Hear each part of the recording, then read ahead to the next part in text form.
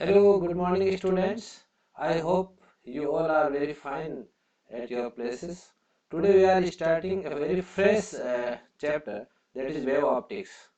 So today we will discuss the concepts of wave optics. Ray optics हमने बहुत बढ़िया से पढ़ा था, है ना। और अब रे ऑप्टिक्स में हमने देखा कि जो लाइट है वो उसको रेज के रूप में हम लेकर किस तरह डिस्कस कर सकते हैं। यहाँ हम देखेंगे अगर वो लाइट वेव है तो हम उसको उसके अंदर अलग अलग जो फिनोमिनाज है उनको किस तरह हम एक्सप्लेन कर सकते हैं। So today we start by the introduction of this topic. In 1637 Descartes जो साइंटिस्ट थे, फिजिसिस्ट थे, उन्होंने एक्सप्लेन किया और एक बहुत ही बढ़िया सा मॉडल दिया, corpuscular model of light. Corpuscular model के अंदर उन्होंने ये बताया, मैं आपको एक एक चीज एक्सप्लेन कर देता हूँ। इसके अलावा एनसीईआरटी की बुक है ये आपके सामने, तो कोई ज्यादा बड़ा इश्यू आपके सामने आने वाला है नहीं, है ना। अगर हम एक एक कंसेप्ट को पढ़ लेते हैं, और एनसीईआरटी से बढ़िया कोई बुक नहीं है, आप लोग जानते हो।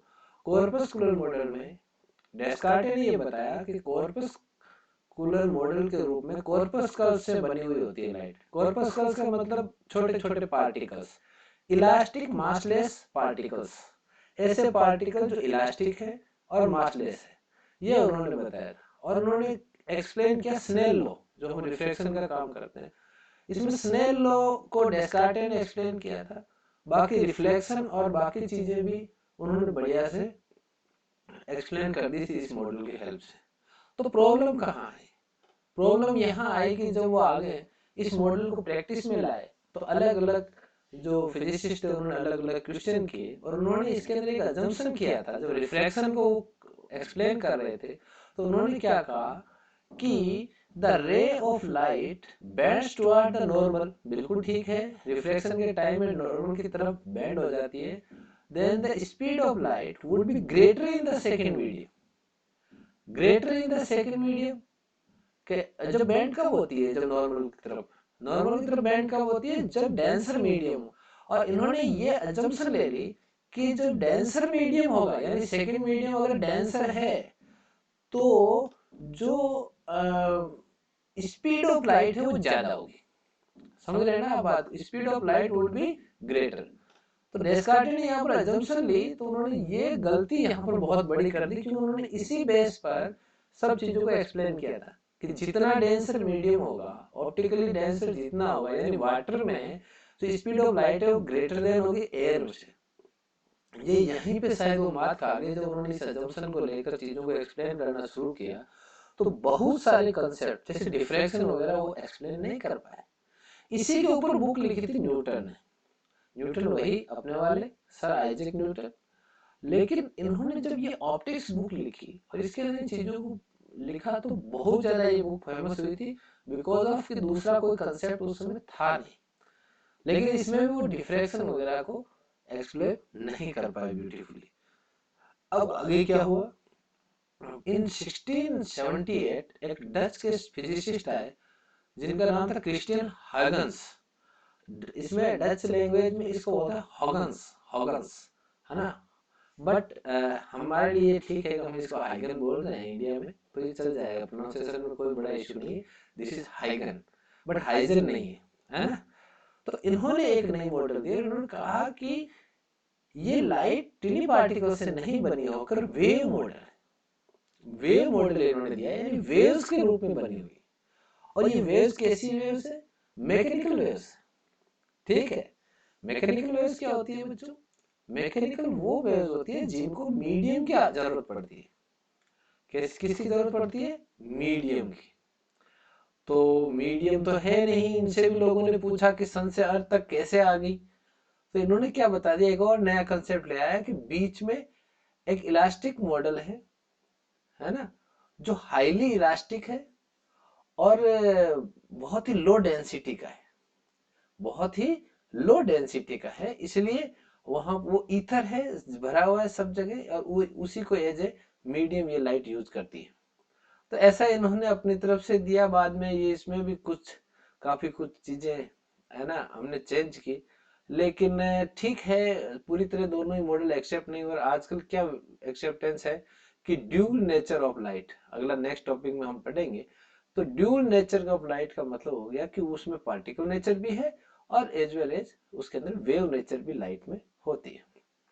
तो ये सब चीजें थी, इन्होंने ये अपने मॉडल के हिसाब से एक्सप्लेन किया, और ये बहुत बड़ा कंट्राडिक्शन आ गया। इन्होंने क्या कौन सी चीज रिमूव की वहां से कि wave, if the wave bends towards the normal then the speed of light would be less in the second medium, यानी डेंसर मीडियम में लेस स्पीड होगी लाइट की।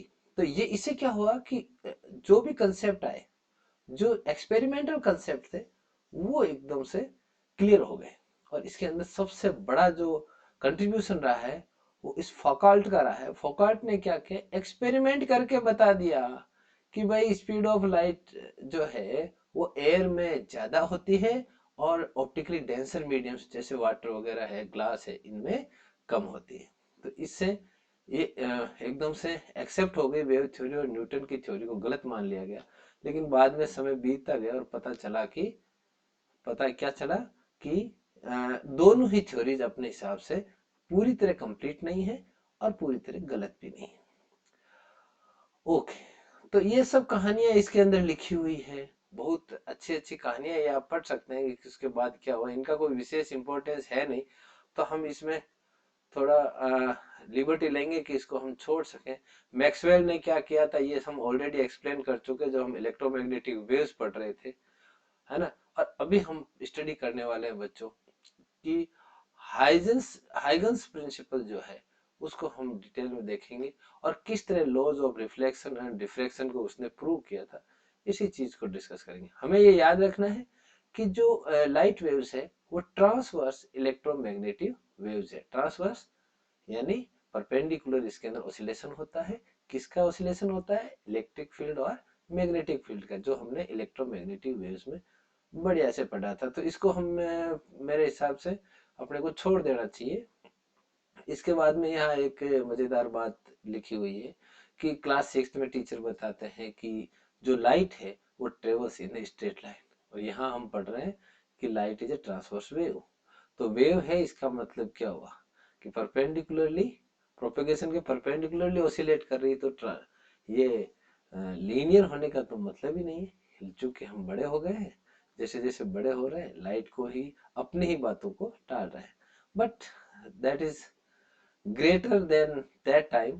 Now it is compulsory to study the basic concepts. So we will start today Huygens principle. Huygens ने क्या किया था कि कुछ प्रिंसिपल दिए और उनको हम एक एक करके पढ़ेंगे। यहाँ पर सबसे पहले हमें कुछ चीजों को डिस्कस करना पड़ेगा।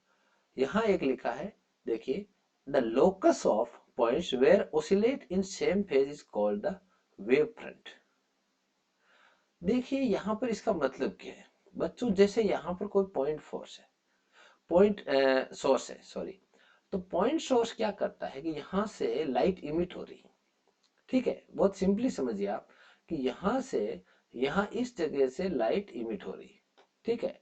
यहाँ से जो लाइट इमिट हो रही है, माउस पे आप ध्यान रखेंगे, लाइट इमिट हो रही है, तो यहाँ एक पोजीशन ऐसी आएगी यहाँ पर, यहाँ पर, जब वो सारे ओसिलेशंस जो हो रहे हैं वो कैसे होंगे, सेम फेज में। फेज आप जानते हो, फेज आप जानते हो ना, वेव जब भी ट्रेवल करती है तो उसका एक फेज होता है। फेज का मतलब हुआ कि आपने पढ़ा होगा ना कि y is equal to a sine omega T plus five, है ना।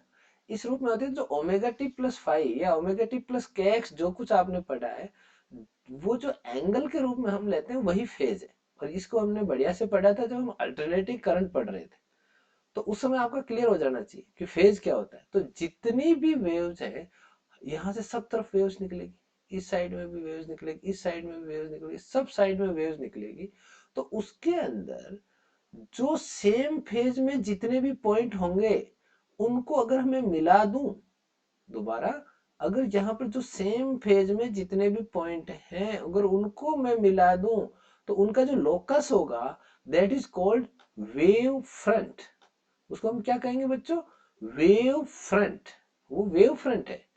Thus, a wave front is defined as a surface of constant phase वो कांस्टेंट फेज का एक सरफेस है जिसके ऊपर जितने भी पॉइंट है वो सब सेम फेज में है।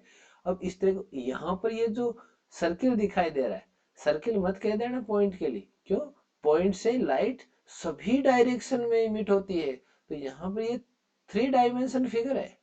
तो यहाँ पर जो बनेगा, ये यहाँ पर जो बन रहा है, ये क्या बन रहा है? ये तो स्फेयर बन रहा है, ठीक है, ये तो स्फेयर बन रहा है। तो यहां से हम पढ़ना शुरू करेंगे। देखो बहुत ही शानदार चीजें मिलेगी। यहाँ पर लिखा है सर्कुलर रिंग्स।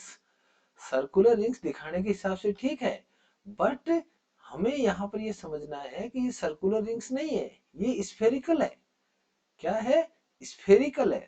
तभी हम, क्योंकि एक पॉइंट से तो सभी डायरेक्शन में लाइट इमिट होती है, और जब सभी डायरेक्शन में इमिट होगी तो वहां पर स्फेयर बनेगा, न कि सर्किल। तो यहाँ वेव फ्रंट को आपने बढ़िया से समझा। जितने भी पॉइंट सेम फेज में हैं उनको अगर हम मिला दें, उनका लोकस ले लें, तो उसे हम क्या बोलेंगे बच्चों? Wave front.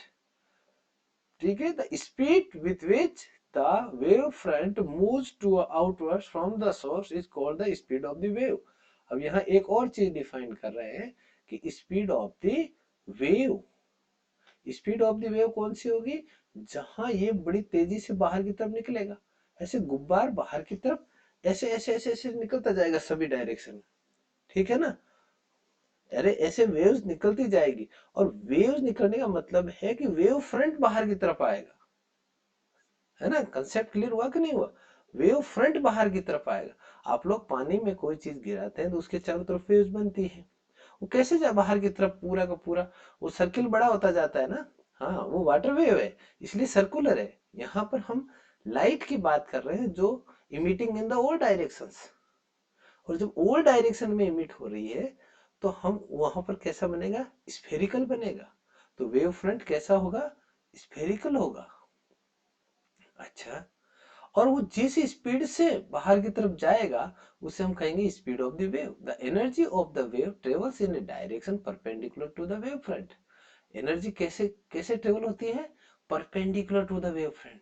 और परपेंडिकुलर का यहाँ क्या कंसेप्ट है, इसको बढ़िया से समझो। देखो बच्चों, यहाँ पर जैसे मान लीजिए कोई वेव फ्रंट ये मिला हुआ, अपन सबसे अंदर वाले वेव फ्रंट की बात करते हैं।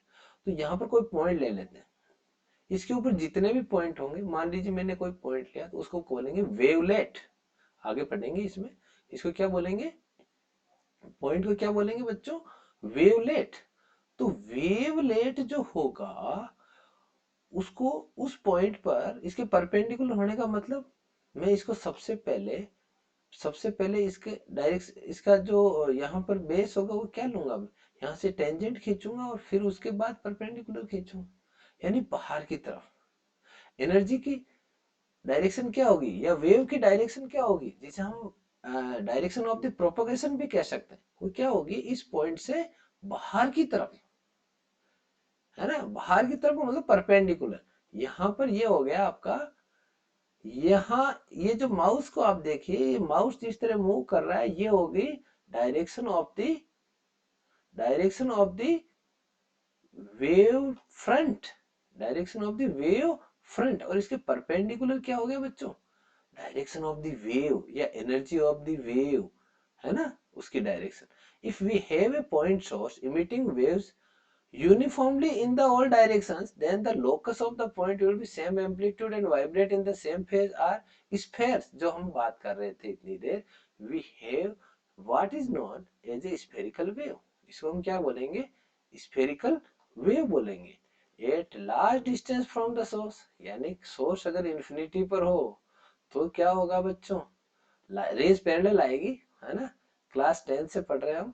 अगर इंफिनिटी पे होगा तो पैरेलल आएगी, पैरेलल आएगी तो ये काम आएगा अपने, इसके परपेंडिकुलर लेना है अपने को। जैसे रेज आ रही है उसके परपेंडिकुलर क्या होगा? वेव फ्रंट होगा। तो परपेंडिकुलर क्या बनेगा? बिल्कुल प्लेन फिगर बनेगी, इसलिए इसको हम क्या बोलेंगे? Plane wave. प्लेन वेव कब लेंगे? जब सोर्स किस पर हो? इंफिनिटी पर हो। ध्यान रखना है बच्चों, मैं दोबारा रिकॉल कर देता हूं कि अगर अगर पॉइंट सोर्स है तो स्फेरिकल बनेगा वेव फ्रंट, और अगर सोर्स इंफिनिटी पर है तो प्लेन वेव फ्रंट बनेगा, है ना, उसको प्लेन वेव हम बोलेंगे। अब देखिए थोड़ा सा इसको आगे और इसने एक्सप्लेन करने की कोशिश की है। ये क्या कह रहे हैं, now if we know the shape of a wave front at t is equal to 0, then Huygens principle allow us to determine the shape of the wave front at a later time tau। ये कह रहा है कि अगर आपको t is equal to 0 पे पता है कि वेव फ्रंट की शेप कैसी है, तीन तरह के वेव फ्रंट अपने सिलेबस में है। फर्स्ट है स्फेरिकल, जिसको हम डिस्कस कर चुके हैं। सेकंड है आपका प्लेन, ये भी हमने डिस्कस कर लिया जब सोर्स इन्फिनिटी पर होगा। तो तीसरा होता है बच्चों सिलेंड्रिकल, जो हम आगे डिस्कस करेंगे, लेकिन आपको इसमें इंट्रोड्यूस करना जरूरी है कि जो स्फेरिकल होगा, सॉरी सिलेंड्रिकल होगा, वो कब बनेगा, जब आपका सोर्स लीनियर हो, एक लाइन हो, इस तरह का हो। अगर इस तरह का होगा तो चारों तरफ लाइट्स इमिट होगी और सिलेंड्रिकल यहाँ पर हमें मिलेगा वेव फ्रंट। अगर हमें t इज इक्वल टू 0 पे पता है तो हम इसकी हाइगन्स प्रिंसिपल के हेल्प से टाउ टाइम के बाद हम ये फाइंड आउट कर सकते हैं कि अब कैसा वेव फ्रंट होगा, है ना। Thus, Huygens principle is essentially a geometrical construction which gives the shape of a wave front at any time allows to determine the shape of the wave front at the later time। यानी बाद में हम कभी भी इसको wave front का shape जो है उसको हम फाइंड आउट कर सकते हैं। अब इसने इसके अंदर बताया है, देखो इस चीज को थोड़ा सा और आगे ले लेते हैं। ये यहाँ पर एक पॉइंट सोर्स लिया है इन्होंने, और पॉइंट सोर्स से हमने पता किया कि यहाँ पर एक फर्स्ट जो यहाँ से फर्स्ट इसने जो लिया है कि ये यहाँ पर आपका एक वेव फ्रंट है। वेव फ्रंट का मतलब यहाँ पर सारे जितने भी पॉइंट्स हैं सबके ऊपर वेव कांस्टेंट फेज में है, एक ही सेम फेज में है। जब सेम फेज में है तो इसका मतलब यह कि यहाँ पर जितने भी ये पॉइंट्स हैं ये क्या होंगे बच्चों, ये वेवलेट होंगे। इनको क्या बोलेंगे हम, वेवलेट्स। और ये हाइजेंस ने ये बताया था, हाइजेंस ने क्या एक्सप्लेन किया, Huygens principle, each point of the wavelet is the source of secondary disturbance. यानी ये एक पॉइंट सोर्स की तरह काम करेंगे, यहां से दोबारा एक सेकेंडरी डिस्टरबेंस पैदा होगा और सेकेंडरी आपको क्या मिलेगा, वेव फ्रंट। समझ में आया। यहाँ ये जो पॉइंट है, ये पॉइंट क्या करेगा, सेकेंडरी यानी एक और वेव फ्रंट पैदा कर देगा। समझ में आई कहानी, नहीं आई समझ, एक बार फिर से एक्सप्लेन कर देता हूं। ये पॉइंट सोर्स है, यहां से यहां पर जितने भी ये मान लो t इक्वल टू 0 पर है और यहां पे ले लेते हैं, है ना। इस पॉइंट ए को हम एक फर्स्ट वेवलेट मान लेते हैं। वेवलेट का मतलब पॉइंट, पॉइंट कहां पर होगा, वो वेव फ्रंट पर होगा। और जो वेव फ्रंट पर जो पॉइंट है, यहां से एक और क्या निकलेगा, यहां से एक और वेव फ्रंट निकलेगा। ये सेकेंडरी डिस्टरबेंस के लिए पॉइंट सोर्स का काम करेगा। यहां ये सोर्स था, ये प्राइमरी सोर्स है, ये सेकेंडरी सोर्स हो जाएगा। क्यों हम कह सकते हैं सेकेंडरी सोर्स कैसे हो गया, क्योंकि ये सेकेंडरी जो आपका वेव फ्रंट है, जो वेवलेट्स है उन, सॉरी, ये सेकेंडरी जो वेव फ्रंट है उनके लिए सोर्स का काम करेगा। यहां से एक और सोर्स निकलेगा, तो ये तो सोर्स निकलेगा स्फेरिकल, यहां से भी एक स्फेयर बनेंगे, छोटे छोटे छोटे छोटे बहुत सारे स्पेस बड़े होते जाएंगे, ठीक है। और ये each and every point, each and every point existing on the wave front is act as a source of secondary disturbance। ये काफी कंफ्यूजिंग है यहाँ मामला, ये क्लियर होना चाहिए। और क्लियर क्या करना है कि यहाँ पर ये प्राइमरी सोर्स है, ये आपका वेव फ्रंट आ गया, इस पर जितने भी पॉइंट है वो किस तरह एक्ट करेंगे, ये भी एक सोर्स की तरह काम करेंगे। तो जैसे इससे ये यहाँ पर वेव फ्रंट बना है, ये भी अपना एक वेव फ्रंट बनाएगा, और वो भी लाइट की जो स्पीड है या उस वेव की जो स्पीड है उसी से आगे बढ़ेगा, और ये भी सभी डायरेक्शंस में आगे बढ़ेगा। समझ में आया, ये प्रोपेगेट कैसे होगा, सभी डायरेक्शंस में होगा। तो बहुत ही इंपॉर्टेंट कंसेप्ट इन्होंने दिया हाइजेंस। हाइगन्स जो है ये बहुत ही इन्होंने ये बेसिक कंसेप्ट यही दिया कि एक तो यहाँ पर जो बनेगा वो क्या बनेगा, यहाँ देखिए एक बार फिर से देख लेते हैं। यहाँ से जैसे मान लो ये फर्स्ट है, t इक्वल टू 0 पे ये वेव फ्रंट बना लिया हमने, तो इसका ये इस तरह के इसके अंदर सेकेंडरी क्या बनेंगे, सेकेंडरी वेव फ्रंट्स बनेंगे। ये वेवलेट है, point one B1 B1 C1 D1 ये क्या है, वेवलेट्स है। ये क्या बनाएंगे, ये सेकेंडरी यहाँ पर वेव फ्रंट बनाएंगे।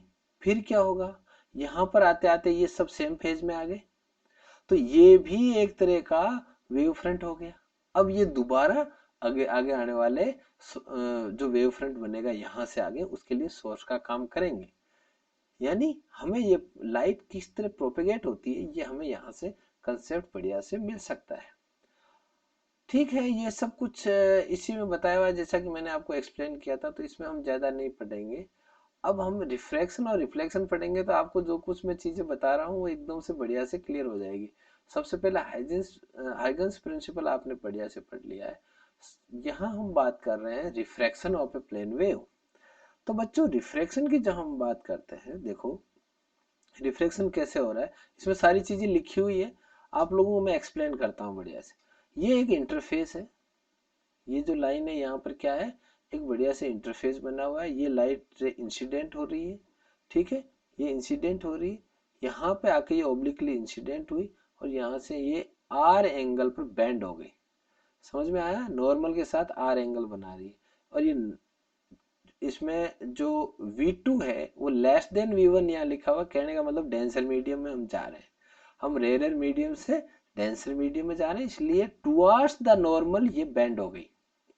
किधर बेंड हो गई, टुवर्ड्स द नॉर्मल। ये आई एंगल ऑफ इंसिडेंस और ये आर हो गया बच्चों आपका एंगल ऑफ रिफ्रैक्शन। ठीक है, और इसके अंदर क्या बेसिक चीजें हैं वो मैं आपको बता देता हूँ। अब ये जो यहाँ पर लाइट आई है ये टी टाइम में मान लो यहाँ पर पहुंचती है, ये वेव जो आई है इसके अंदर यहाँ का जो जो वेव थी वो यहाँ पर पहुंचने में कितना टाइम लगाया, टी। इतने में ये ए से ई तक पहुंच गई, इधर वाली रे ये सेम सोर्स से आ रही है, पैरेलल आई है ना। समझ में आया कि नहीं आया कंसेप्ट, ये सोर्स सेम सोर्स से आए तो दोनों रेज पैरेलल आई, लेकिन ये पहला वेव फ्रंट बनाया, यहाँ पर सेम फेज में थी ए बी में, तो ये फर्स्ट वेव फ्रंट है। ठीक है, अब हुआ क्या कि ये रिफ्रैक्शन के बाद ये सेम वेलोसिटी से आगे नहीं बढ़ेगी। ये कंसेप्ट दिया था हाइगन्स ने, कहा था कि अगर डेंसर मीडियम है तो उसकी वेलोसिटी कम हो जाएगी। ठीक है, फोकार्ट ने इसको प्रूव भी कर दिया एक्सपेरिमेंटली। तो यहाँ क्या हुआ बच्चों कि ये डिस्टेंस कम ट्रेवल होगी बजाय इसके बीसी से, ए जो होगी वो लेस होगी बीसी से, क्योंकि यहाँ तो ये डेंसर मीडियम में जा रही है तो इसकी वेलोसिटी कम है, v2 कम है, तो v2 tau is less than v1 tau. अरे वेलोसिटी इनटू टाइम डिस्टेंस हो गई ना, तो ये distance A is less than B C. Angle आपको पता ही है, ये आर ले लिया, ये आई ले लिया, तो ये भी आई हो गया। ये सब कुछ हम रे ऑप्टिक्स में पढ़ चुके हैं, तो इसको ज्यादा मेरे हिसाब से दोबारा डिस्कस करने की जरूरत नहीं है। अब हम आते हैं बच्चों इस पे डेरिवेशन से। डेरिवेशन क्या कहता है, साइन आई, साइन आई इस एंगल में देखो ए बी सी में sine i is equal to B C upon A C. Very simple, B C upon A C, perpendicular upon hypotenuse. What is the value of B C, that is v1 tau, है ना, velocity into time upon A C. ठीक, again इसी तरह similarly नीचे वाले इस triangle में देखेंगे तो साइन आर की वैल्यू हो गई ए ई अपॉन ए सी। ठीक है, अब आई और आर क्या है, आई तो एंगल ऑफ इंसिडेंस और आर क्या है बच्चों, यहाँ पर एंगल ऑफ रिफ्रैक्शन।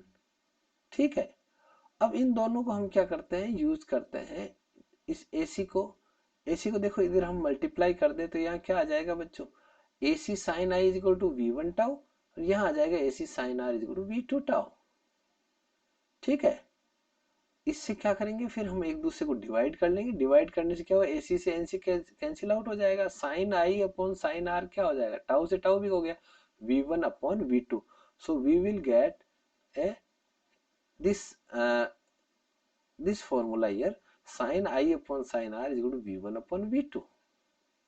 ठीक है, अब हम स्नेल लॉ की तरफ चलते हैं। देखो स्नेल लॉ कैसे वेरीफाई कर सकते हैं, यहां पर हम रिफ्रैक्टिव इंडेक्स को अगर हम डिफाइन करें तो n1 क्या होगा बच्चों, c अपॉन v1।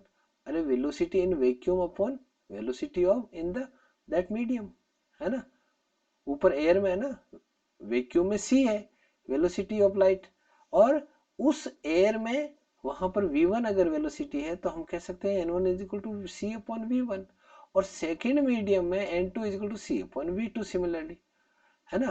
तो अगर यहां से इसको यूज करें v1 और v2 की वैल्यू निकाल के यहां रखें, या मैं कहूं कि यहां हम इसको डिवाइड कर लें n1 अपॉन n2 से, है ना, दोनों को डिवाइड कर लें तो c से c कैंसिल आ जाएगा और आ जाएगा v2 अपॉन v1, है ना। तो यानी मुझे यहाँ रखना है v1 अपॉन v2 की जगह क्या रखना है, n2 अपॉन n1, उल्टा है ना।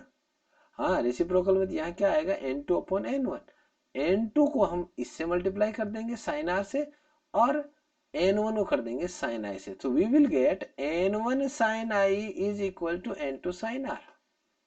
अगर यहाँ किसी को समझ में नहीं आ रहा है तो एक बार फिर से देखें, है ना, बैक जाके दोबारा देखें, समझ में आ जाएगा, है ना। इसको दोनों को डिवाइड किया, v1 अपॉन v2 की वैल्यू निकाल के ऊपर रख दी, फिर क्रॉस मल्टीप्लाई कर दिया तो हमें मिला n1 sin i is equal to n2 sin r। और यही स्नेल लॉ कहता है, स्नेल लॉ क्या कहता है कि sin i upon sin r is equal to n2 upon n1।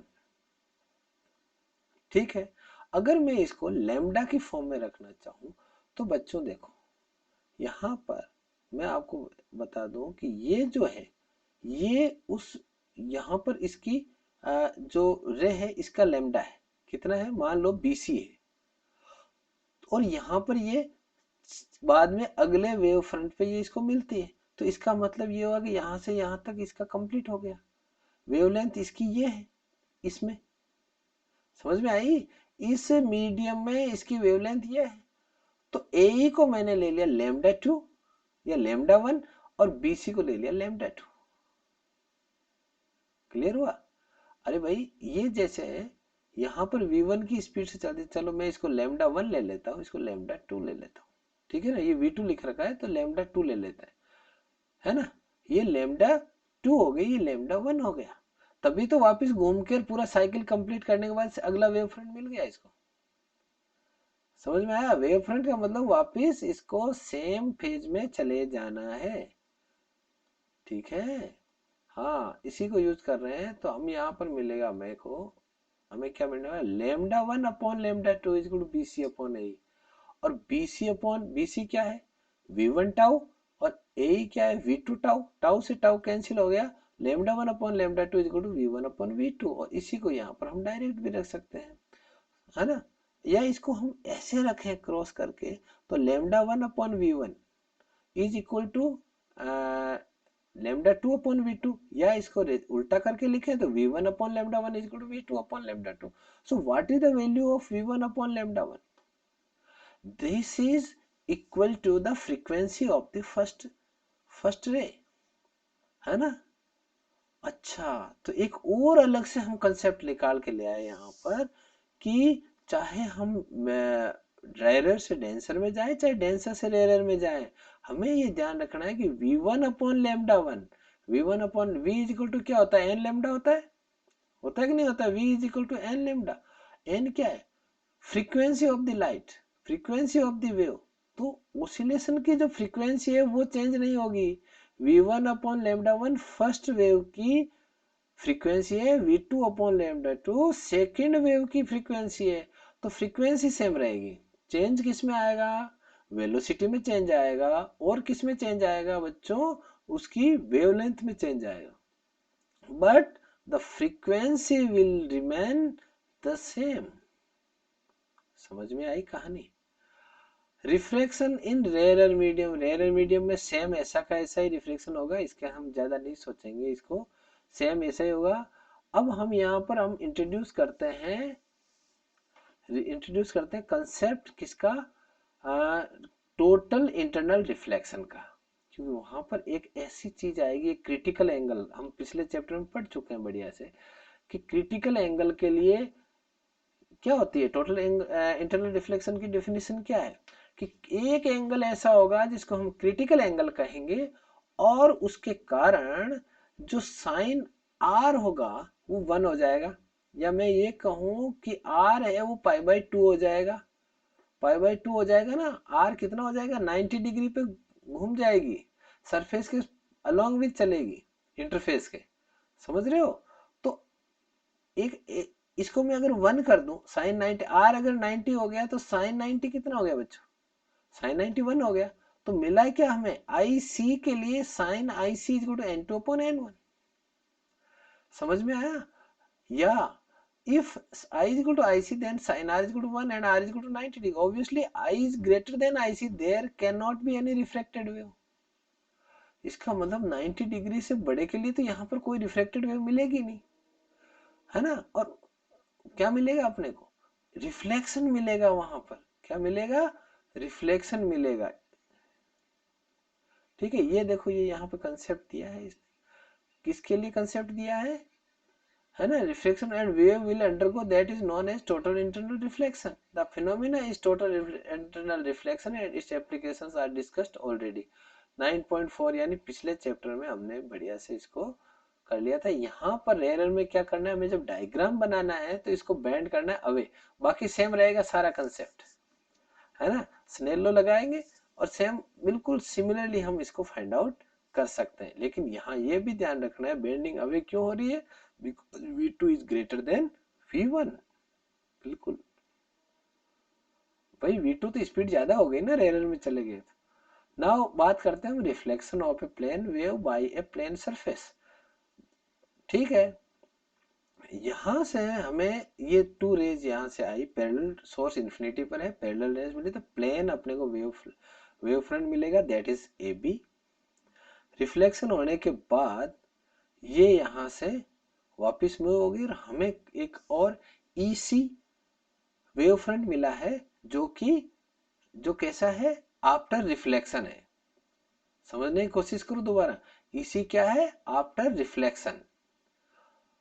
ठीक है, तो बच्चों ये जो ए है, ए वो बीसी के इक्वल होगा, समझ में आया, क्योंकि जितनी देर में ये यहां से रे बी से सी तक पहुंचेगी, ये ए से ई तक पहुंच जाएगी, और इसके बाद यहाँ पर हमें कांस्टेंट फेज में मिलेगा इसी में।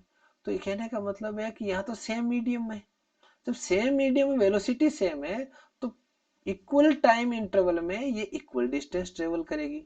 तो यहाँ क्या हो गया, ए बी सी के इक्वल हो गया, और वो टाइम डिस्टेंस कितनी होगी, velocity multiplied by time, that is tau. Clear है। अच्छा, नाउ अब देखो बच्चों, ये दोनों ट्राइंगल क्या है, ये कॉन्ग्रुएंट है, क्योंकि ये दोनों तो इक्वल हो गए, ये 90 डिग्री का हो गया, हाइपोटेनस पर इक्वल है, तो ये दोनों क्या हो गए, इक्वल हो गए, ये कॉन्ग्रुएंट हो गए, और कॉन्ग्रुएंट होने से I इज इक्वल टू क्या मिल गया, R, और I is equal to R क्या कहता है, यही लॉज ऑफ रिफ्लेक्शन कहते हैं। यानी हाइगन्स ने इस लॉज ऑफ रिफ्लेक्शन को प्रूव कर दिया, वेरीफाई कर दिया। ठीक है, समझ में आई ना कहानी। अब ये सारी कहानियां लिखी हुई, ये कह रहा है कि डिटेल चैप्टर 9 में हमने डिटेल से बताया, बिल्कुल डिटेल से बताया, हमने समझा है। अब हम पढ़ते हैं बच्चों, यहाँ पर सिचुएशन क्या होगी, कब, जब शेप क्या होगा, अगर हम इसको रिफ्लेक्ट कराते हैं किसी में से, या रिफ्लेक्शन कराते हैं किसी मिरर से। भाई हम रिफ्लेक्शन करवा सकते हैं किसी लेंस से या प्रिज्म से, और हम रिफ्लेक्ट करा सकते हैं किसी न किसी मिरर से। तो सबसे पहले हम बात करते हैं प्रिज्म की। मान लीजिए ये एक ट्रायंगुलर प्रिज्म है, अब सोर्स इन्फिनिटी पर तो दोनों पैरेलल आएगी। इसको देखो बहुत बढ़िया से समझने की जरूरत है, और आप ध्यान से सुनो, पक्का समझ में आएगा, इस कहानी में मत उलझो आप लोग, है ना, बुक में जो लिखी हुई है। यहाँ से देखो, जब ये यहाँ से रे आएगी तो क्या इसको यहाँ पर इक्वल डिस्टेंस ट्रेवल करनी पड़ेगी दोनों को, नहीं, बिल्कुल नहीं, इसको तो कम डिस्टेंस ट्रेवल करनी पड़ेगी अंदर, क्योंकि यहाँ से और यहाँ पर तो ये बहुत थिक है, तो यहाँ इसको ज्यादा डिस्टेंस ट्रेवल करनी पड़ेगी प्रिज्म के अंदर। तो क्या अंदर वेलोसिटी ज्यादा होगी कम होगी? बिल्कुल वेलोसिटी कम होगी, क्योंकि डेंसर मीडियम है ना। तो वेलोसिटी अगर कम है और ज्यादा डिस्टेंस ट्रेवल करनी है तो इसको ज्यादा समय लगेगा, ये थोड़ी सी पीछे रह जाएगी। वेलोसिटी कम होगी तो थोड़ी पीछे रह जाएगी ना ये रे। तो जो ये साथ में यहाँ पर जैसे जिसको जो मिला था कि ये वेव फ्रंट यहाँ मिला था, तो वापस जो वेव फ्रंट मिलेगा वो किस शेप में मिलेगा? ऐसे थोड़ा सा ऐसे तिरछा सा मिलेगा। क्यों मिलेगा? क्योंकि इस वेव ये वेव तो बहुत कम डिस्टेंस ट्रेवल कर रही है प्रिज्म में, तो इसकी वेलोसिटी ज्यादा होगी इससे, क्योंकि ये ज्यादा डिस्टेंस ट्रेवल कर रही है प्रिज्म के अंदर, तो ये थोड़ी सी आगे निकल जाएगी और सेम फेज में ये मिलेगी इस वेव फ्रंट पे, तो वेव फ्रंट थोड़ा सा आगे की तरफ तिरछा हो जाएगा। करेक्ट। सेम कंसेप्ट लगता है अगर हम किसी कॉन्वेक्स मिरर से इसको सॉरी कॉन्वेक्स लेंस से इसको डिफ्रैक्ट करवाते हैं। कैसे? इन्फिनिटी से आ रही है कि नहीं आ रही? जब इन्फिनिटी से आ रही है तो यहां इसको थोड़ी सी कम डिस्टेंस ट्रेवल करनी पड़ेगी, यहाँ ज्यादा डिस्टेंस ट्रेवल करनी पड़ेगी, क्योंकि बीच में से थिक होता है, आपको पता है बीच में से मोटा होता है थोड़ा सा कॉन्वेक्स, और यहाँ इसको फिर से कम डिस्टेंस ट्रेवल करनी पड़ेगी। इसी सिचुएशन में क्या होगी, यहाँ ज्यादा डिस्टेंस ट्रेवल करने की वजह से ये थोड़ा सा पीछे रह गई, तो ये यहीं पहुंची और ये थोड़ी सी आगे निकल गई। ऐसे करते करते जो वेव फ्रंट की शेप होगी वो ऐसे स्फेरिकल सा बन जाएगा, और ये स्फेरिकल वेव फ्रंट होगा। इसकी रेडियस क्या होगी? क्योंकि हम जानते हैं कि ये यहाँ आके फोकस पर सेंट्रलाइज हो जाती है, तो इसकी जो रेडियस होगी स्फेयर की वो किसके इक्वल होगी? फोकस के इक्वल होगी। देखो बहुत ही मजेदार कंसेप्ट है। ठीक है, तो शेप कैसी होगी, ये एक नंबर का सवाल यहाँ बनता है ना, एक नंबर का सवाल बनता है। शेप कैसी होगी? सिलेंड्रिकल होगी। अरे बच्चों मैं बार बार बता रहा हूँ कि ये सर्किल नहीं है, ये सिलेंड्रिकल है। ठीक है, ये वाटर वेव नहीं है, ये कैसी वेव है? इलेक्ट्रोमैग्नेटिक वेव है, और ये emitting in the whole direction है। तो हम यहाँ आराम से कह सकते हैं कि यहाँ ये स्फेयर यहाँ बनने वाला है, जिसकी रेडियस क्या होगी? Focus, focal length F. ठीक है, अगर यहाँ पर एक नया मैं ले लूं कॉनकेव मिरर, अगर कॉनकेव मिरर लेंगे तो सेम कंसेप्ट आएगा। देखो बच्चों, इसको इसको जैसे मान लो यहाँ पर ये प्लेन वेव फ्रंट है, और यहाँ से जो वेव आई वो साथ साथ आई, बट बीच में जो वेव पहुंची है उसको यहीं पे फर्स्ट मीडियम में ज्यादा डिस्टेंस ट्रेवल करनी पड़ी, और वापस भी यहाँ से आएगी, तो इसको डिस्टेंस ज्यादा ट्रेवल करनी पड़ेगी, तो ये थोड़ी सी पीछे रह जाएगी। और यहाँ जो है जहां से ये केव बनी हुई है, इसमें यहाँ कोई स्ट्राइक करेगी तो वो तो जल्दी पहुंच जाएगी, क्योंकि इसके डिस्टेंस कम ट्रेवल की है, तो इसलिए इसमें भी स्फेरिकल बनेगा। और कैसा बनेगा? उसकी लेंथ क्या होगी? फोकल लेंथ के इक्वल होगी, and that can be written as r/2। इसको हमने पढ़ा है, इसको फोकल लेंथ ही लिख देना चाहिए था यहाँ पर, लेकिन चलो ठीक है। समझ में आई? तो ये है शेप निकालने का तरीका, और ये हाइगन्स प्रिंसिपल से आसानी से निकाला जा सकता है। Now we talk about Doppler effect. देखो डॉपलर इफेक्ट जो है, हाँ कुछ जल्दी जल्दी हो रहा है थोड़ा सा। अच्छा, डॉपलर इफेक्ट क्या है? डॉपलर इफेक्ट एक बहुत ही ब्यूटीफुल सा कंसेप्ट है, और इसको हम यहाँ से पढ़ना शुरू करेंगे तो हमारे जल्दी समझ में आएगा।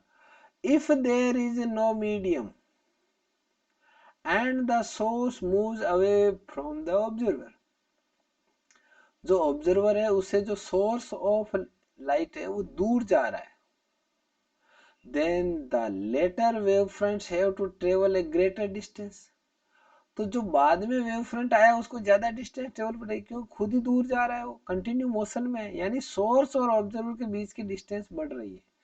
जब डिस्टेंस बढ़ रही है तो उसको ज्यादा डिस्टेंस ट्रेवल करनी पड़ेगी, है ना, ऑब्जर्वर तक पहुंचने के लिए, और इससे उसको टाइम भी ज्यादा लगेगा, hence take a longer time. The time taken between the arrival of two successive wave front is hence longer than the observer then it is at the source. अगर हम सोर्स पे इसको देखते, सोर्स पे खड़े होकर ऑब्जर्व करते, अब जो दूर भागते जा रहे हैं वहां से ऑब्जर्व कर रहे हैं, तो उसमें थोड़ा सा डिफरेंस आ जाएगा। Thus when the source moves away from the observer, thus When the source moves away from the observer, the frequency as measured by the source will be smaller. जो फ्रीक्वेंसी वो नोट करेगा जो actual frequency से कम ही note कर पाएगा, क्योंकि उसके पास तो ज्यादा समय लग रहा है ना। जब ज्यादा समय लग रहा है तो फ्रीक्वेंसी उतनी नोट नहीं कर पाएगा जितनी की एक्चुअल सोर्स पर है। इसी को डॉपलर इफेक्ट कहते हैं। और जब अंतरिक्ष में जाते हैं एस्ट्रोनॉमर्स क्या कहते हैं, वो एक टर्म यूज करते हैं।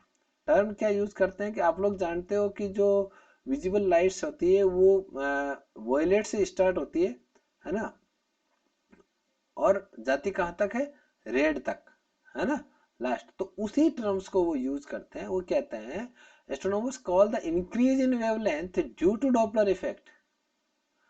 अपने आप ही वेवलेंथ बढ़ गई है ना डॉपलर इफेक्ट से, क्योंकि वो बहुत तेजी से स्पेस में जाते हैं। तो वहां पर वो क्या कहते हैं, अगर इंक्रीज इन वेवलेंथ होता है, वेवलेंथ बढ़ती जाती है, तो उसको बोलते हैं रेड शिफ्ट। क्या टर्म यूज करते हैं, रेड शिफ्ट। तो red shift is strongly related to the Doppler effect, है ना। ये डॉपलर इफेक्ट से रिलेटेड है। हमें ध्यान रखना है, ये सवाल आता है रेड शिफ्ट और ब्लू शिफ्ट क्या है।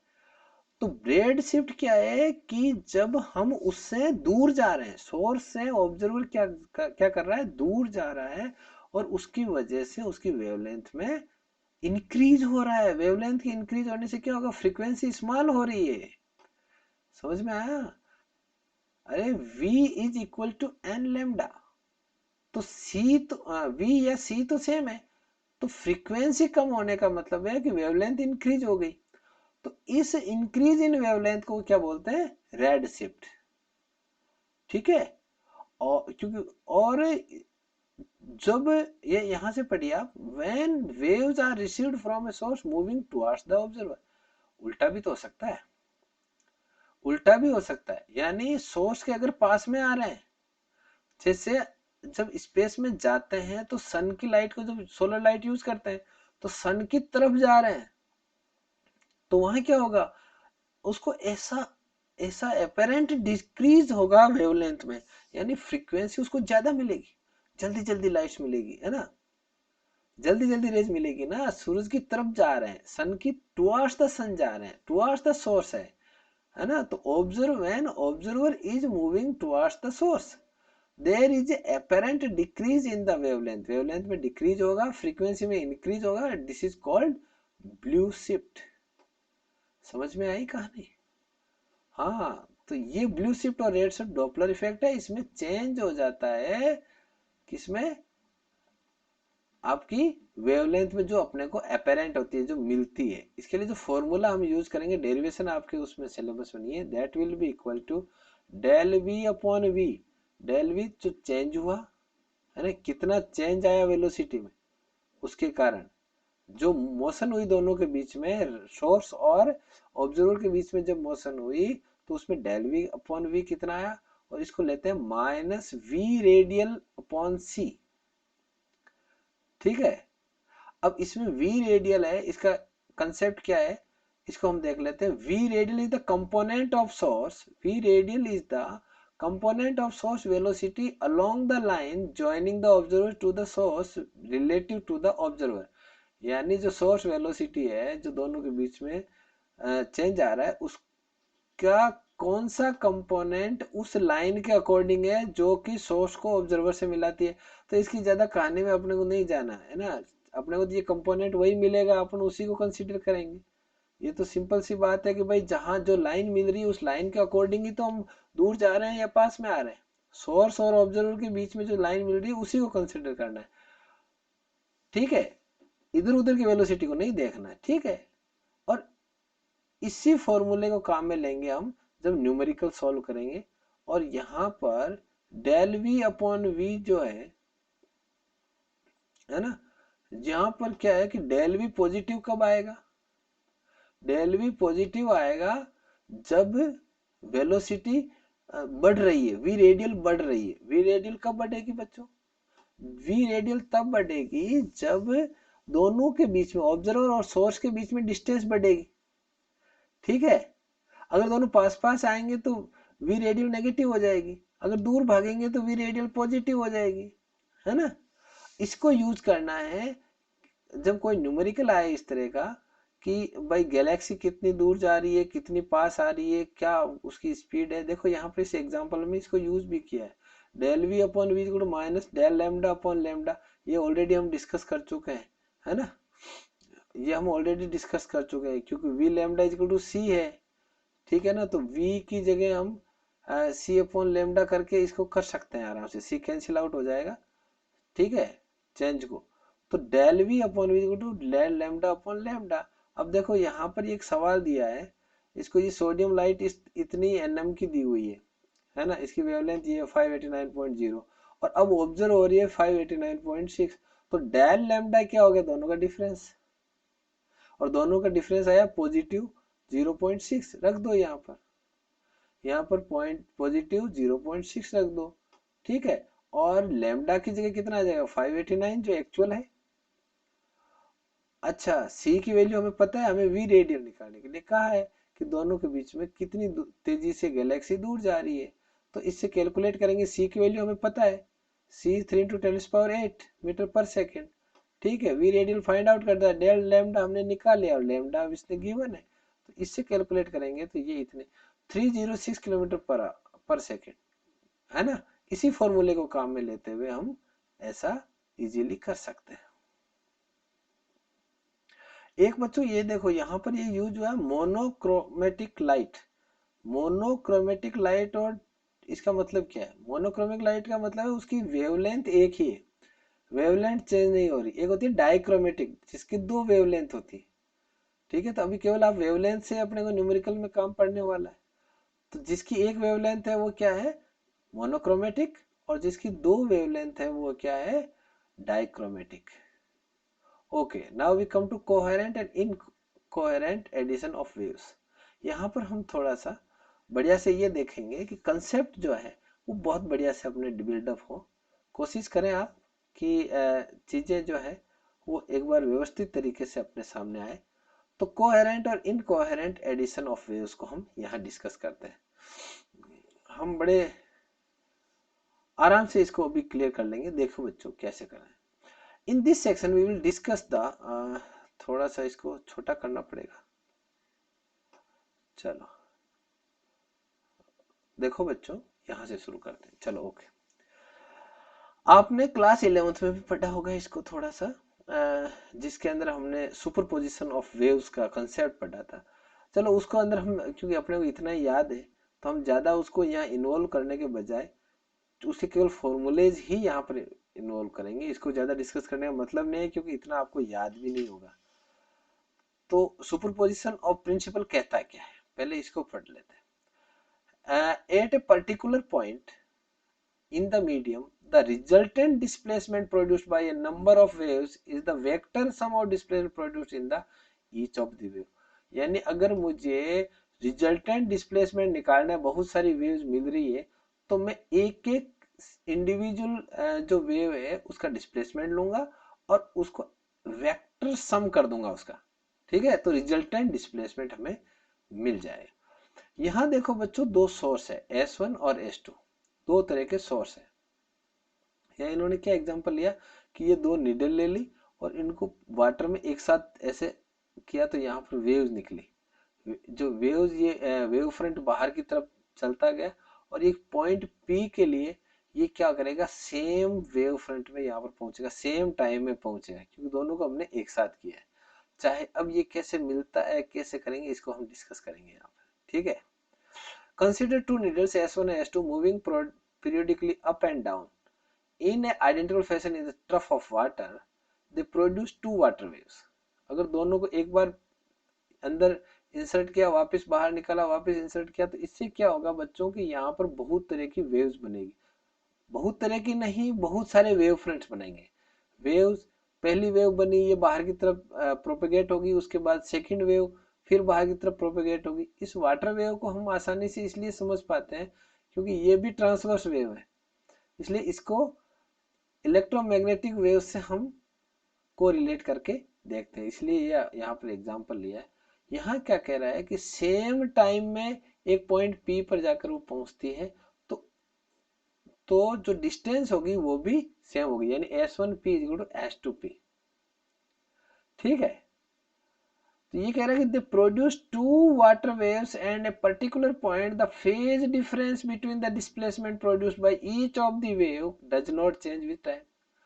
यानी ये कह रहा है कि फेज डिफरेंस जितना यहाँ था दोनों सोर्स की वेव्स के, यहाँ पर भी उतना ही है। जब फेज डिफरेंस कांस्टेंट है तो इस तरह के सोर्सेज को क्या बोलते हैं? कोहेरेंट। कोहेरेंट किसे बोलेंगे, एक बार रिकॉल कर लेते हैं फिर से। कोहेरेंट सोर्सेज कौन से हैं? जिनके बीच का फेज डिफरेंस चेंज नहीं होता है। ऐसी सिचुएशन में क्या होगा बच्चों कि जो भी ये इलेक्ट्रोमैग्नेटिक वेव्स निकलेगी वो सेम टाइम में सेम जगह पहुंचेगी, है ना, सेम टाइम में सेम जगह पहुंचेगी, उन वो सेम वेव फ्रंट पे उनको मिलेगी भी। Since the distances S1P or S2P are equal, waves from S1 and S2 will take the same time to travel the point P and wave the emanate from S1 and S2 in the phase also will arrive at the P in the same phase। ये हम discuss कर चुके हैं। अब इस पहली के लिए अगर मैं इक्वेशन लूं डिस्प्लेसमेंट की, तो मैंने ले ली y1 equal to a cos omega t।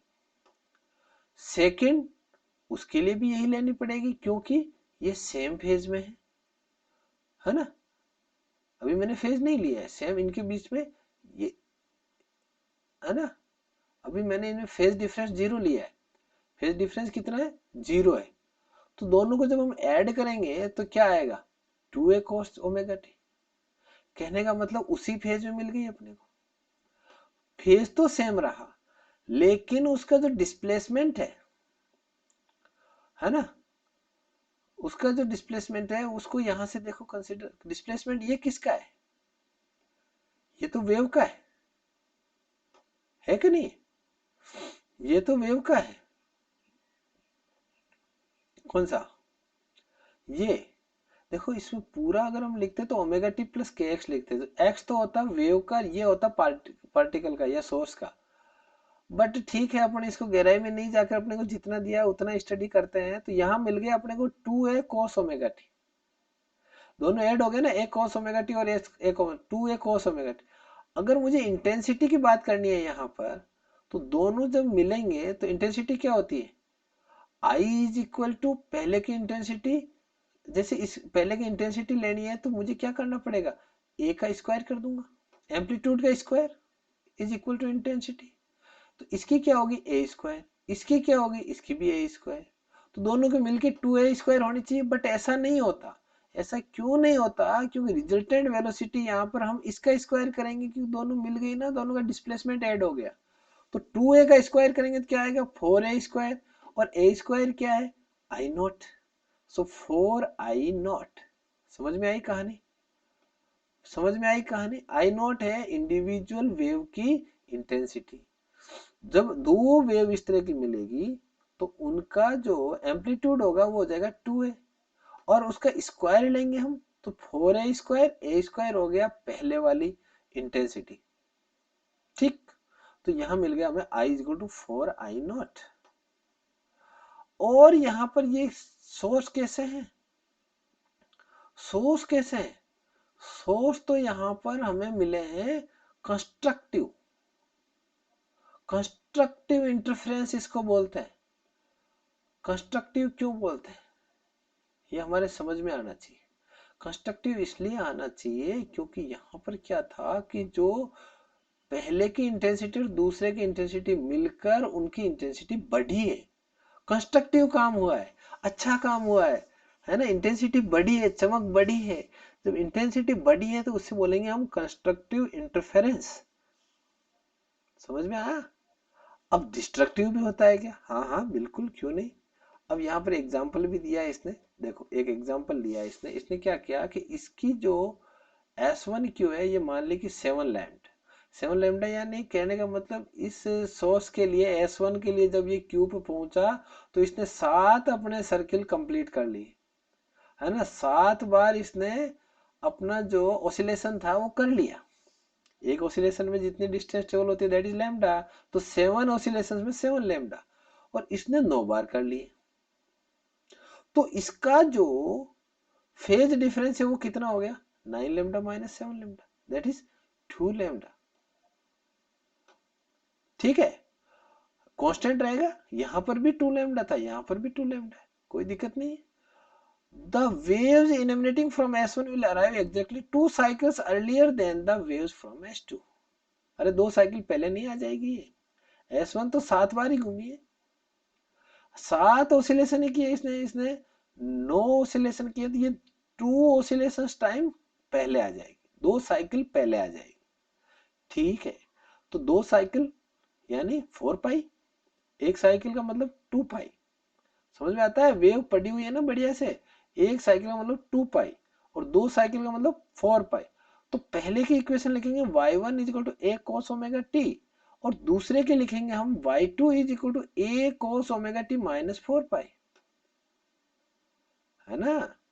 वो तो लेट आई ना, तो माइनस 4 पाई, उसमें यहां पर फेज कम हो गई, फेज कम हो गई, फेज डिफरेंस सेम है बट फेज कम हो गई। 4 पाई फेज डिफरेंस है दोनों के बीच में, 4 पाई क्या है, फेज डिफरेंस। S2 पीछे है क्योंकि इसने ज्यादा साइकिल कंप्लीट किए हैं, तो इसको टाइम ज्यादा लगेगा।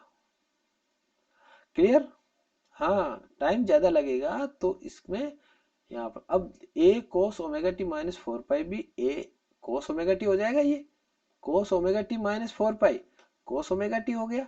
अब दोनों को ऐड करेंगे y1 प्लस y2, तो यहाँ पर कितना आएगा, वही 2a cos ओमेगा टी, और इसकी इंटेंसिटी आ जाएगी 4I0, 4I0। तो ये किस तरह का इंटरफेरेंस हुआ बच्चों, कंस्ट्रक्टिव इंटरफेरेंस।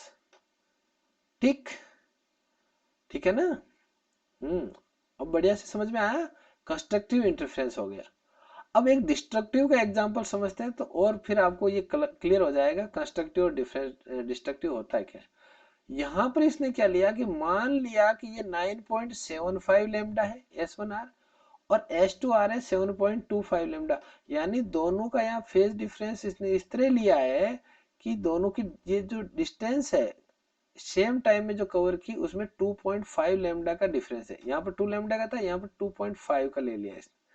इससे क्या चेंज हुआ, क्या इसका रिजल्ट आएगा, ये देखते हैं। यहाँ पर दोनों के बीच में डिफरेंस कितना लिया है, 2.5 लेमडा का।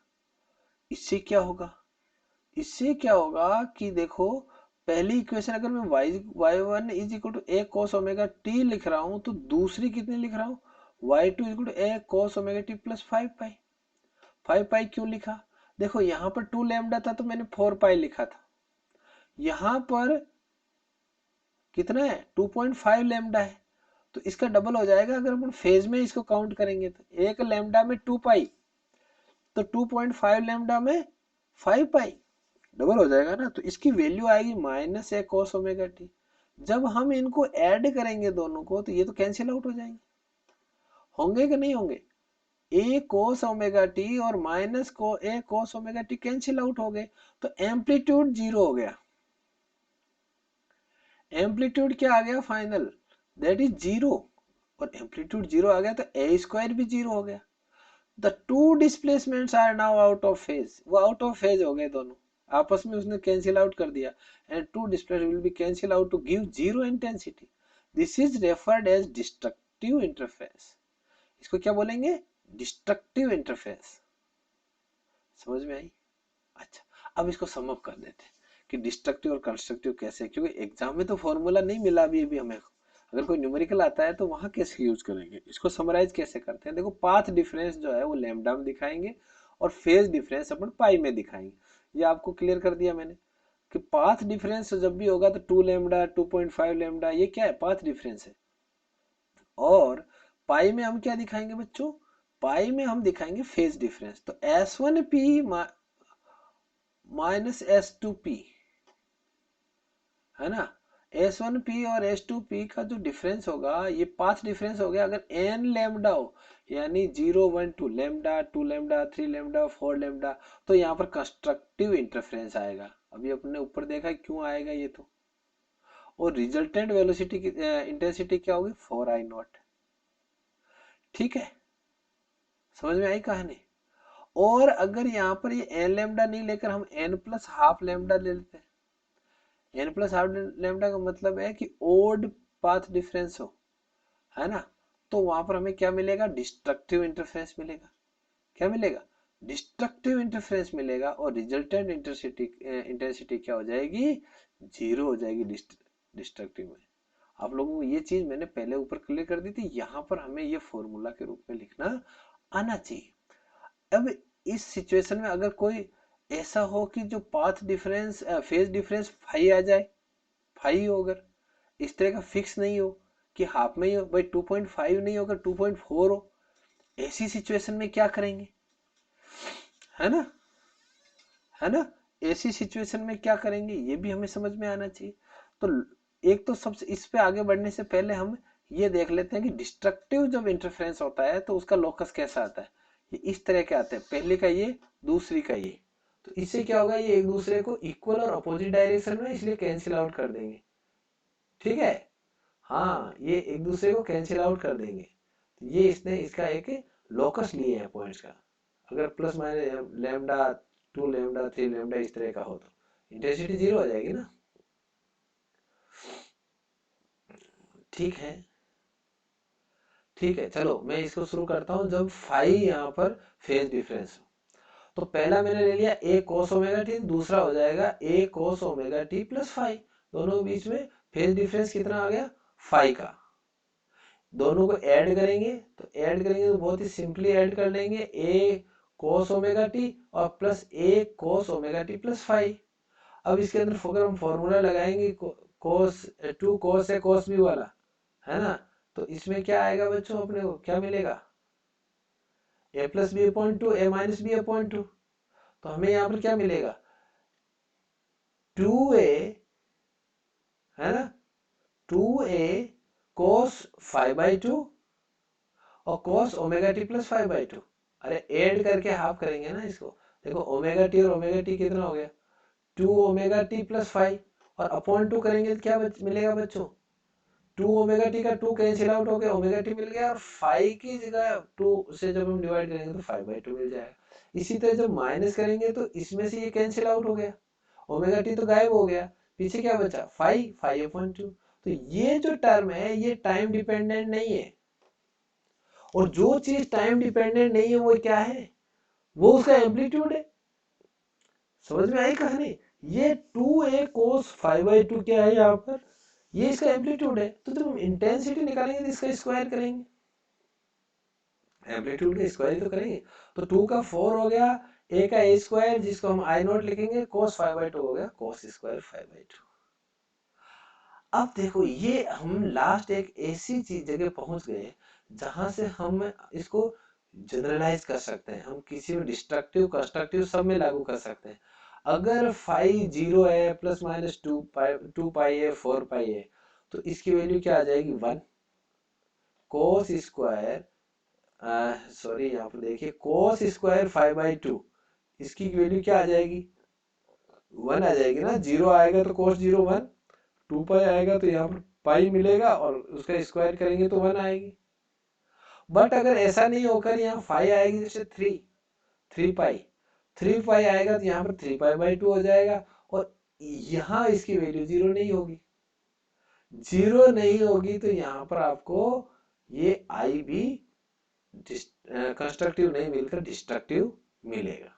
तो इंटरफेरेंस कैसा हो जाएगा, डिस्ट्रक्टिव हो जाएगा, और वहां हमें क्या मिल जाएगी, जीरो इंटेंसिटी मिल जाएगी। भाई इंटेंसिटी या तो 4 पाई मिलनी है, 4i मिलनी है, या फिर आपको जीरो मिलनी है। अब यहाँ इन्होंने इस चीज को थोड़ा डिस्कस करने की कोशिश की है कि हम यहाँ पर बात कर रहे थे कि टाइम जो है ना, दोनों सोर्स थे जो कोहेरेंट थे। कोहेरेंट का मतलब है कि दोनों का फेज डिफरेंस था, वो कांस्टेंट था।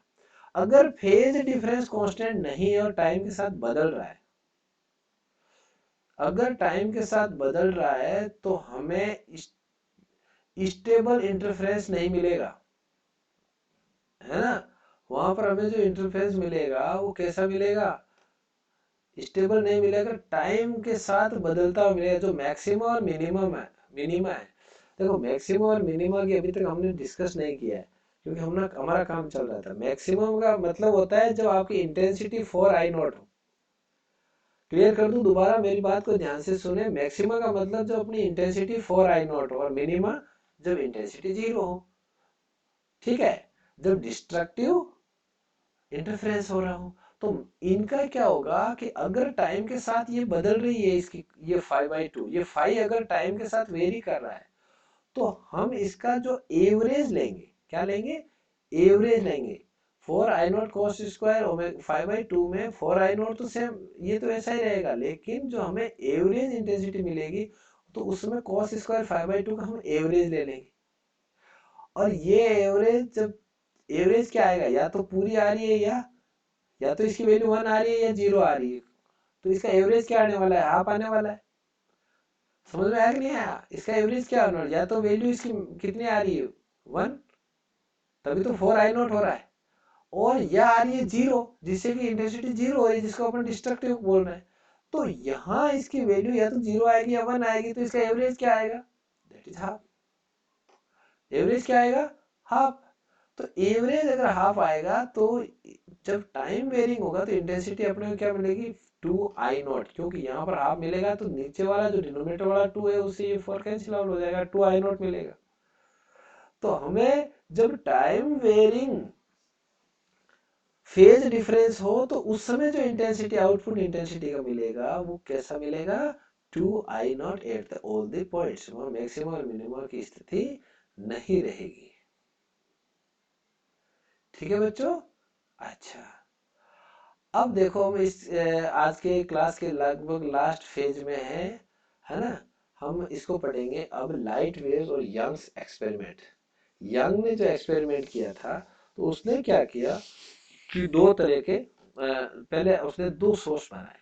सोर्स बनाने के लिए सबसे पहली दिक्कत क्या आई उसको कि कोहेरेंट सोर्सेज को कैसे अचीव किया जाए, है ना। क्योंकि अगर जैसे इस तरह है, ये यहाँ पर आप पढ़ लेना इसको आराम से, मैं आपको बढ़िया से समझा देता हूँ कि यहाँ मैंने एक सोडियम लैंप लिया, यहाँ पर दूसरा सोडियम लैंप लिया। यहाँ से जो इसने क्या किया, दो स्लिट बनाई। स्लिट बनाने का मतलब है कि दो छोटे छोटे यहाँ से छेद ले लिए और ये होल से इस लाइट को दिया, ताकि यहाँ पर उसको मिले कि जैसे पॉइंट सोर्स है लाइट, यहाँ पर चाहे कैसा भी सोर्स हो, इसको यहाँ पर कैसा मिलेगा, पॉइंट सोर्स की तरह ये बिहेव करेगा S1 और ये S2 भी। ऐसी छोटी छोटी जो डबल स्लिट का एक्सपेरिमेंट उसने किया, उसने दो तरह की स्लिट ले ली और यहाँ पर दो तरह के सोडियम लैंप लगाए। तो इसके जो फ्रीक्वेंसी जो फेज थी और इसकी फेज के अंदर कोई मेलजोल नहीं था। मेलजोल क्यों नहीं था कि इसकी ये दोनों है तो अलग अलग दो सोर्स होंगे, कभी भी सेम फेज के नहीं हो सकते। ऐसी स्थिति में क्या हुआ कि इसको यहाँ पर किसी भी तरह का कोहेरेंट सोर्स नहीं मिला। ये दोनों कोहेरेंट यहाँ जो सोर्स इसको यहाँ देखने को मिले वो दोनों कोहेरेंट नहीं थे, यानी इनकोहेरेंट थे। यहाँ पर दोनों ये किस तरह के मिल गए, इनकोहेरेंट। इनकी फिक्स फेज रिलेशन आपस में थी नहीं, कैसे हो सकती है जब सोर्स ही अलग अलग है। तो उन्होंने क्या एक नया आइडिया निकाला और उसने आइडिया ये निकाला कि एक ही सोर्स काम में लिया जाए। देखो उसने क्या आइडिया निकाला कि यहाँ एक सोर्स काम में लिया और उसके बिल्कुल पास में दो छेद करके इसको एक यहाँ पर रख दिया। अब इसको जो दोनों वो यहाँ पर मिलेगी, जो वेव्स मिलेगी वो कैसी मिलेगी, वो दोनों वेव्स एक ही सोर्स की है। तो इसका मतलब उनके बीच में जो फेज डिफरेंस था वो लॉक हो गया। अब दोनों का फेज डिफरेंस यहाँ पर सेम रहेगा चाहे कितना ही हो, है ना। दोनों का फेज डिफरेंस क्या रहेगा, सेम रहेगा। अगर इसको बिल्कुल सामने रख देंगे तो फेज डिफरेंस 0 हो जाएगा, अदरवाइज अगर किसी एंगल पे है तो यहाँ पर दोनों का फेज डिफरेंस हमेशा सेम रहेगा, क्योंकि एक ही सोर्स से आ रही है ना। तो इसकी फेज को यहाँ पर उसने लॉक कर दिया। इसको क्या कहते हैं, लॉकिंग ऑफ द फेज। कैसे लॉक कर दिया उसने, इसके बिल्कुल पास में दो होल करके, इसको पिन होल करके यहाँ पर इसके पास रख दी। और इस तरह यंग ने इसको ये दो सोर्स अचीव कर लिए जो कि कोहेरेंट थे। कोहेरेंट और इनकोहेरेंट के बारे में आपको डिटेल में बताया था, है ना। कोहेरेंट दो सोर्स इसने अचीव कर लिए। यहां लगा दी स्क्रीन, ये देखो, ये यहाँ पर जी डैश है, ये यहाँ पर ये है। इसके बीच की डिस्टेंस इसने कैपिटल डी से डिनोट किया और दोनों सोर्स के बीच की डिस्टेंस को इसने स्मॉल डी से, where small d is very very less than capital D. ध्यान रहे, small d is very very less than capital D. Clear? अच्छा, तो इसने सबसे पहला काम किया, दोनों फेज को लॉक कर दिया। अब देखो बच्चों, यहां हम पढ़ना शुरू करते हैं। दोनों S2P और S1P यहां से निकाल लो। S2P और S1P निकालने के लिए मान लीजिए कि दोनों के बीच में फेज डिफरेंस n लैम्डा है। ठीक है, कोहेरेंट है तो n लैम्डा मिलेगा। ठीक है, मैक्सिमम और मिनिमम मिलेगा अपने को स्क्रीन पर, है ना। या तो इंटेंसिटी 4I0 मिलेगी या 0 मिलेगी। जब 4I0 मिलेगी तो हम कहेंगे मैक्सिमा है, जब 0 मिलेगी तो हम कहेंगे, क्या कहेंगे, कि ये मिनिमा है। ठीक है, तो यहाँ कोहेरेंट के लिए हम क्या कंस्ट्रक्टिव उसके इंटरफेरेंस के लिए हमें क्या फॉर्मूला था, अभी हमने डिस्कस किया था, that is equal to n lambda, n is equal to 0 1 2, path difference है ना। अच्छा, अब इसकी वैल्यू रखो। सबसे पहले अपन S1P का स्क्वायर निकाल दें। देखो इसके लिए हमें क्या करना पड़ेगा बच्चों, इसको ज्वाइन कर लो, या S1 को यहाँ ज्वाइन कर लो। इससे ये कितनी मिलेगी अपने को, ये ऊपर ये परपेंडिकुलर कितना मिलेगा, x minus D by two. अरे ये पूरी x है, ये यहाँ से S1 से यहाँ तक ये जो परपेंडिकुलर बाइसेक्टर इसने खींच रखा है ये तक, ये डी बाई टू है, तो ये x minus D by two का होल स्क्वायर प्लस ये S1, ये कितनी है, कैपिटल डी। तो मैं यहाँ पर इसकी जगह क्या लिखूंगा, x minus D square plus x minus D by two का होल स्क्वायर। पाइथागोरस थ्योरम लगा दी S1P की जगह, और यहाँ S2P की जगह ऐसे के ऐसे, तो ये x है और ये डी बाई टू है, तो x plus D by two का होल स्क्वायर, और साथ में ये डी स्क्वायर तो आएगा ही आएगा।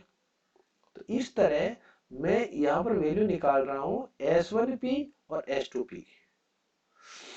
ठीक है, समझ में आई ना कहानी। इस S1 को यहाँ सीधे सीधे ज्वाइन कर लो, इस S2 को याद, दो ये राइट ट्रायंगल बने, इनसे हम ये फाइंड आउट पाइथागोरस थ्योरम की हेल्प से निकाल सकते हैं। अब देखो डी स्क्वायर से डी स्क्वायर तो कैंसिल आउट हो गया, यहाँ आएगा x square plus 2x D by two, यानी इसका जो होल स्क्वायर करेंगे प्लस डी बाई टू का होल स्क्वायर, तो डी बाई टू का होल स्क्वायर और एक्स स्क्वायर तो इससे कैंसिल आउट हो जाएंगे। और ये जो बीच वाली टर्म आई है 2x डी बाई टू यानी एक्स डी, ये एक्स डी और ये एक्स डी दोनों ऐड हो गए, तो we will get here 2xd। हमें क्या मिलेगा, 2xd मिलेगा। किसकी value, S2P square minus S1P square. यहाँ a square minus b square का फॉर्मूला लगा दो, S2P प्लस S1P और S2P माइनस S1P। अगर ऐसा हम करते हैं तो हमें क्या मिलेगा, देखो S1 S2P minus S1P plus वाला जो मैंने दो अभी आपको इसको मैंने डिवाइड किया था दो फैक्टर्स में, S2P प्लस S1P और S2P माइनस, जो प्लस वाला है उसको अगर मैं नीचे ले जाऊं तो मुझे ये मिलेगा। यस या नो, यस, है ना। इन दोनों मल्टीप्लाई करेंगे वापस ये आ जाएगा कि नहीं आ जाएगा।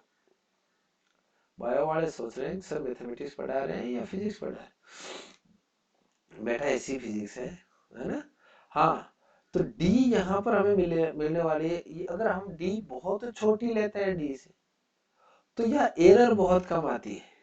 कैसे, क्या एरर करने वाले हम, जानबूझ के एक गलती करने वाले हम कहने वाले हैं कि S2P और S1P दोनों का जोड़ अगर मैं 2D लिख दूं, देखो इसको फिल करते हैं वापस। इसको फिल करना बहुत जरूरी है कि मैं किसको कहाँ क्या लिख रहा हूँ और क्यों लिख रहा हूँ। ये कह रहा है कि S1P और S2P ये डिफरेंस, ये जो है ये मान लो D है और ये भी D है। ये कह रहा है कि अगर ये बहुत ज्यादा डिफरेंस है यहाँ पर तो कोई ज्यादा फर्क नहीं पड़ने वाला, क्योंकि डी बाई टू बहुत कम हो जाएगा इसके कंपैरिजन में, तो इससे ज्यादा फर्क नहीं। थोड़ी सी मिस्टेक अगर हम नेगलेक्ट कर दें तो इन दोनों की जोड़ को, इसको भी डी मान ले, इसको भी डी मान ले, 2D मान ले, दोनों के एंड को, है ना। ये इसने ऐसा कहा है।